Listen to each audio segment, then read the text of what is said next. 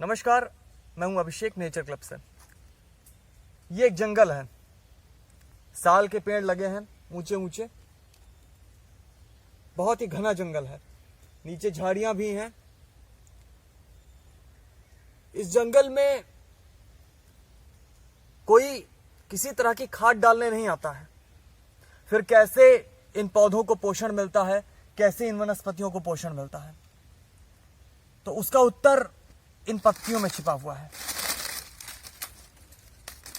यहां पर पेड़ों की जो पत्तियां गिरती हैं यही सड़ती हैं, और यहां पर ये आप देखिए, यहां की जो मिट्टी है, ये मिट्टी, ये जो पत्तियां हैं सड़कर यहां पर बहुत ही उपजाऊ खाद बनाती हैं, और यही खाद वापस पौधों को मिलती है और पौधे बड़े होकर फिर वापस पल्लवित होते हैं।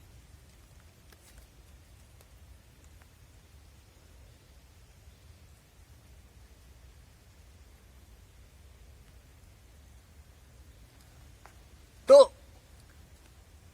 आप लोग देखते होंगे कि शहरों में, गांव में पेड़ों के नीचे जो पत्तियां गिरती हैं, अक्सर लोग पत्तियों को इकट्ठा करके आग लगा देते हैं या फिर उसको कहीं और फेंक देते हैं।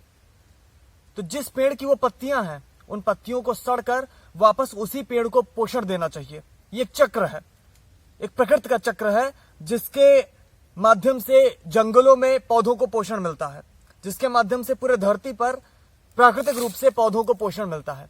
परंतु उन गिरी हुई पत्तियों को हम वहां से हटा देते हैं या जला देते हैं, जिससे उन पौधों को वापस पोषण नहीं मिल पाता है। दूसरा, ये जो पत्तियां हैं, ये जो बिछी हुई हैं, ये सूरज की रोशनी को सीधे जमीन पर पड़ने से रोकती हैं। उससे होता क्या है कि जो जमीन के नीचे की नमी है, मिट्टी में जो नमी है, वो बरकरार रहती है। जो सूक्ष्म जीव हैं, जो उर्वरा शक्ति बढ़ाते हैं मिट्टी की, वो उसमें जिंदा रहते हैं, और इस तरीके से आसपास हरियाली बरकरार रहती है। जमीन और मिट्टी जो है वो भी अपने अच्छे अवस्था में रहती है। परंतु जब हम इन पत्तियों को हटा देते हैं तो सीधे सूरज की रोशनी जमीन पर पड़ती है, जमीन सूख जाती है, सूक्ष्म जीव मर जाते हैं और मिट्टी का क्षरण होने लगता है।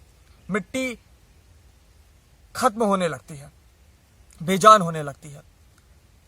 तो हमें पेड़ पौधों के नीचे जो गिरी हुई पत्तियां हैं, हमें उनको जलाना नहीं चाहिए, हमें उनको सड़ने देना चाहिए।